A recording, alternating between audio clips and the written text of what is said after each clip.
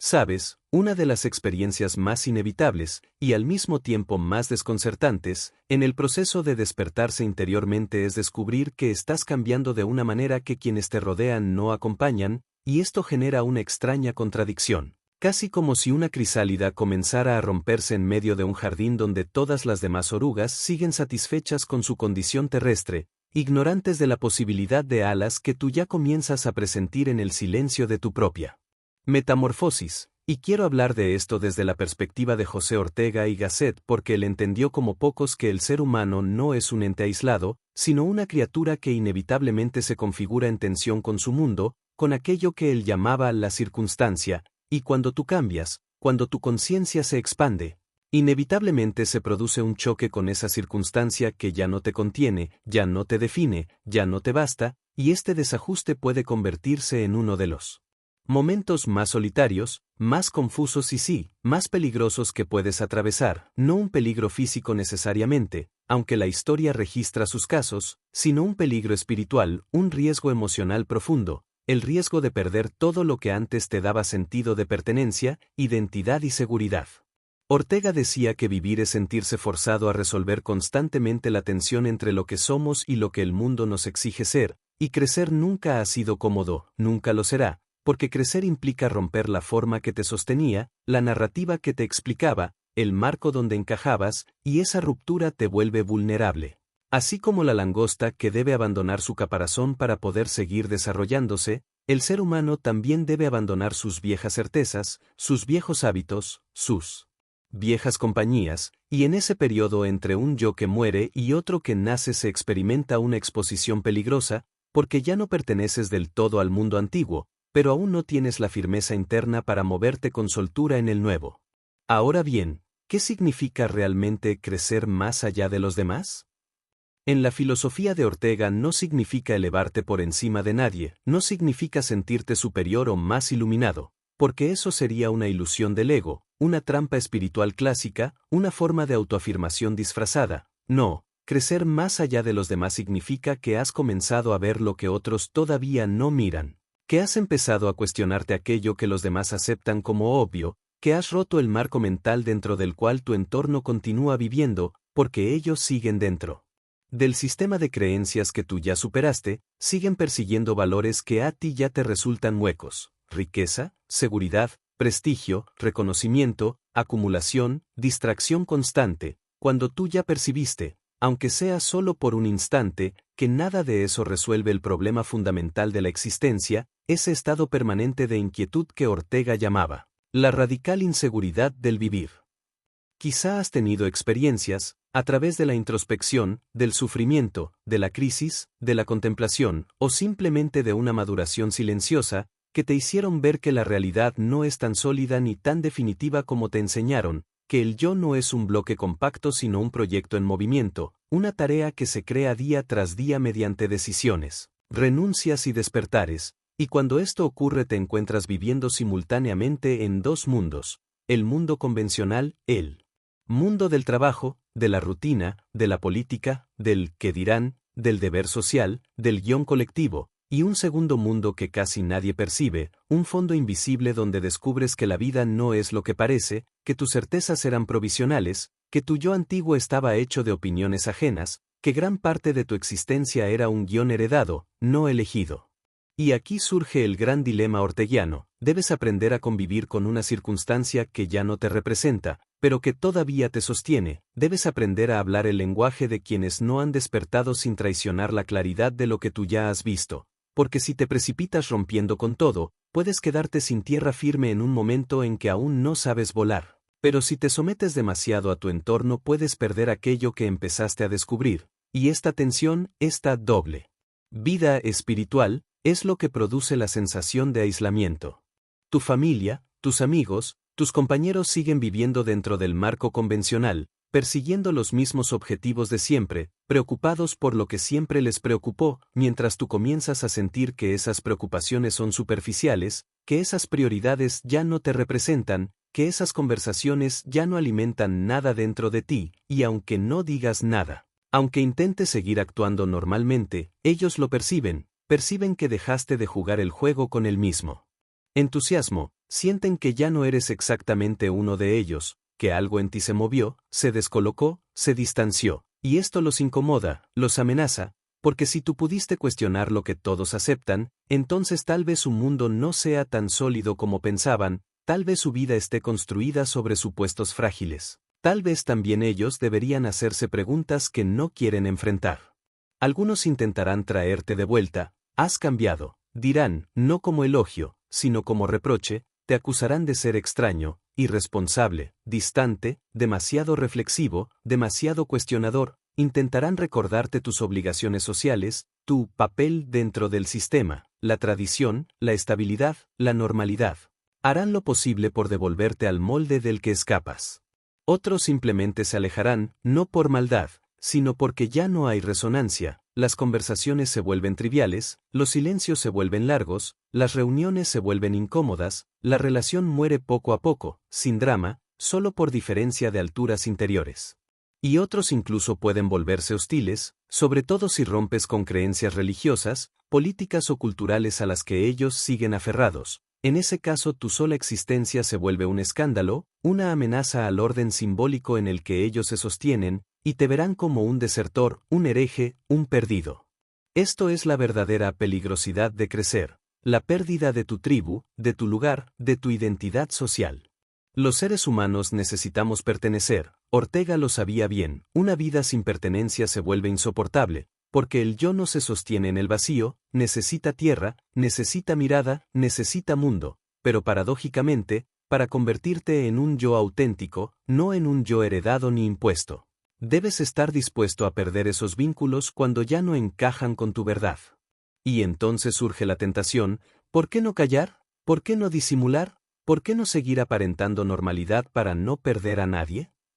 Y muchos lo hacen, viven dos vidas, una externa, social, aceptada, y otra interna, secreta, profunda, pero esta duplicidad desgasta, divide, fragmenta la identidad, porque te obliga a negar lo que descubriste para mantener tu lugar en el mundo, te obliga a traicionarte, a encogerte, a actuar, y eso se siente como una especie de pobreza del alma. Además, y Ortega insistía mucho en esto, no puedes ocultar lo que realmente eres, tu mirada cambia, tu atención cambia, tus prioridades cambian, y aunque no digas nada, las personas perciben el cambio en tu tono, en tu calma, en tu modo de enfrentar lo que otros temen, en tu distancia frente a las banalidades que antes te atrapaban. Sola presencia revela tu transformación. Y entonces quedas suspendido entre dos mundos, no puedes regresar al viejo yo, pero todavía no tienes contornos claros dentro del nuevo, es lo que los místicos llaman la noche oscura del alma, pero que en términos filosóficos podríamos llamar el interregno del yo, un periodo donde tus viejas creencias han muerto, pero tu nueva identidad aún no se ha consolidado. Y ahí aparece la soledad profunda, la sensación de desorientación, el vértigo de vivir sin guión, la nostalgia de la ignorancia perdida, la añoranza de cuando encajabas sin cuestionarlo todo. Pero aquí está lo esencial, esa soledad no es un error, es una señal de que estás avanzando. Toda transformación auténtica exige atravesar un desierto, un vacío, una ruptura. En todos los mitos el héroe debe abandonar la aldea antes de encontrar el tesoro, y el tesoro, en este caso, es tu yo verdadero, tu identidad no prestada, no condicionada, no impuesta.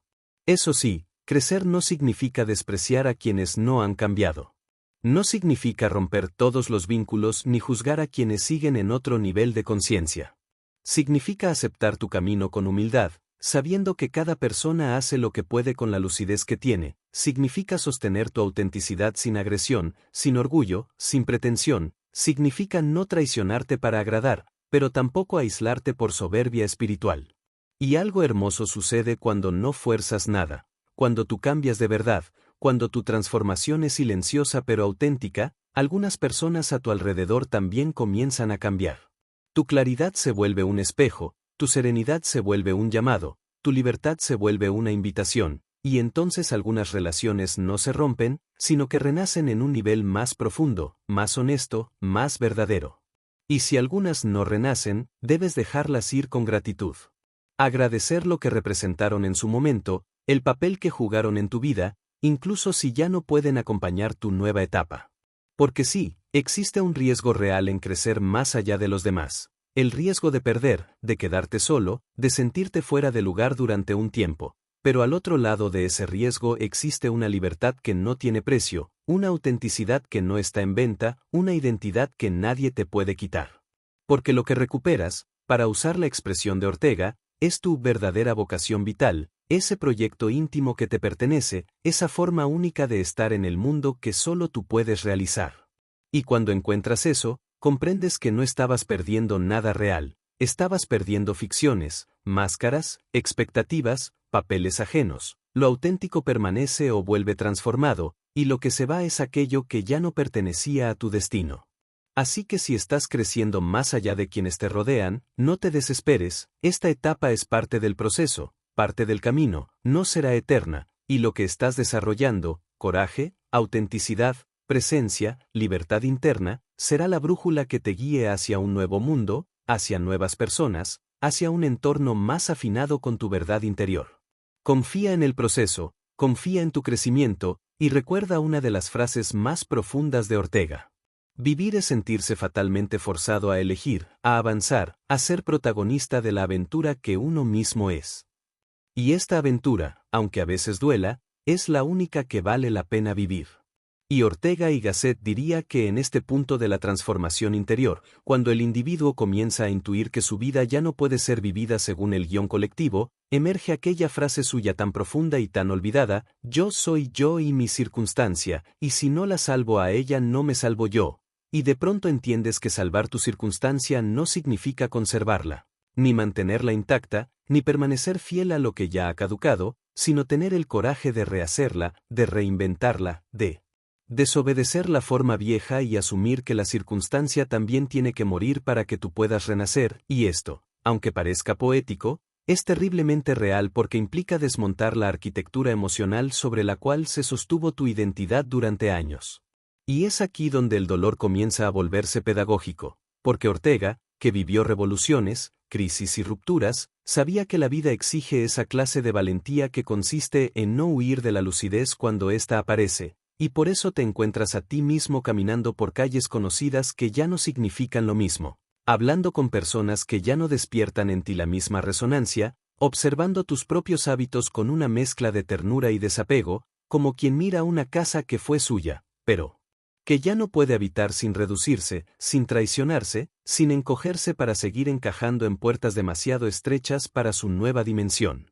Y cuanto más avanzas, más comprendes esa noción orteguiana de que la vida es una tarea, un proyecto, una obra que se va haciendo a golpes de conciencia, y esta idea, que al principio parece estimulante, se convierte también en una carga porque aceptar que tu vida depende de ti, que no puedes culpar al entorno, a tu familia, a tu destino, que no existe un responsable externo ni un salvador providencial, te coloca de pronto en el desamparo radical del que piensa por sí mismo, y ese desamparo, aunque sea un síntoma de madurez, se siente como un frío interior que nadie más puede calentar por ti. Y empiezas a notar algo inquietante, que la gente que te rodea quiere que regreses al modo antiguo no por maldad, sino porque tu evolución les resulta excesivamente incómoda. Es más fácil relacionarse con la versión que conocían, predecible, domesticada, obediente, que con la que eres ahora, más amplia, más consciente, más difícil de manipular. Porque Ortega insistía en que toda sociedad tiende a nivelar al individuo hacia abajo, hacia la seguridad, hacia la repetición, hacia la obediencia. Porque un individuo verdaderamente libre cuestiona, incomoda, transforma, y la transformación siempre asusta a quienes dependen de la estabilidad de las apariencias. Y entonces comienzas a percibir que no solo has cambiado tú, sino que cambió el significado que la realidad tenía para ti. Lo que antes admirabas ahora te parece superficial, lo que antes considerabas éxito ahora te parece vacío, lo que antes llamabas seguridad ahora te parece cárcel. Y esta inversión de valores es tan radical que te obliga a atravesar un duelo silencioso por la persona que fuiste, por la vida que conocías, por los sueños que ya no te pertenecen, porque sí, también los sueños caducan. Y sostener un sueño que ya no vibra contigo es una forma sutil de autotraición. Y Ortega escribiría que la claridad es una forma de peligro porque obliga a elegir, y elegir significa renunciar, y renunciar a lo que ya no eres provoca una soledad que no todos están preparados para sostener. Pero si llegaste hasta aquí, si has comenzado a ver, entonces ya no puedes volver a cegar voluntariamente. Ya no puedes volver a dormir sin sentir que estás viviendo por debajo de tus posibilidades, ya no puedes fingir interés por conversaciones que se sostienen en el nivel más superficial de la existencia, porque la lucidez nunca retrocede del todo. Una vez despierta, permanece como una luz tenue que te recuerda que la mentira ya no es opción. Y en medio de este proceso, notarás algo extraño, que la vida empieza a atraerte hacia ciertos lugares, ciertas lecturas, ciertas personas que, aunque no conozcas, parecen hablar el mismo idioma interior que tú, un idioma que no se enseña en la escuela ni en las familias ni en las calles, un idioma que se aprende en la intimidad de la crisis, en los silencios largos, en los cuestionamientos que nadie te enseñó a formular, y descubres, casi con sorpresa, que no estabas tan solo como creías, que otros también se han sentido desgarrados por la lucidez, heridos por la claridad, expulsados del rebaño por atreverse a pensar, y esos otros aparecen en tu vida como señales, como espejos, como compañeros de viaje. Y Ortega diría que la misión del individuo es elevar la vida a su mayor potencia, y eso no se logra repitiendo lo que otros hacen, sino inventando el propio camino, incluso cuando ese camino te enfrenta con la incomprensión de todos, incluso cuando caminar implica perder la comodidad del grupo. Incluso cuando la vida se vuelve demasiado amplia para explicarla en voz alta sin parecer extraño ante quienes aún viven dentro de la estrechez de lo convencional.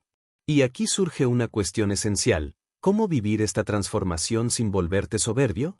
¿Cómo sostener tu autonomía sin caer en el desprecio? ¿Cómo avanzar sin convertir tu despertar en una justificación para mirar a otros por encima del hombro? Y Ortega respondería que la grandeza del individuo consiste no solo en elevarse, sino en elevarse sin dejar de amar, sin dejar de comprender, sin dejar de reconocer que cada persona vive en su propio nivel de claridad, y que no todos están destinados a despertar al mismo tiempo, del mismo modo, ni en la misma intensidad, porque el espíritu humano no funciona por imitación sino por maduración, y la maduración no puede ser impuesta. Y llega un día en que notas que tus antiguas relaciones ya no te sostienen, que tus antiguas conversaciones ya no te nutren, que tus antiguas ilusiones ya no te empujan, y entonces sientes miedo, sí, porque nadie te enseñó a vivir sin la identidad que te protegía, y te quedas un instante desnudo ante ti mismo, sin máscara, sin estructura, sin roles, sin la personalidad aprendida, y Ortega diría que precisamente ahí, en esa desnudez existencial,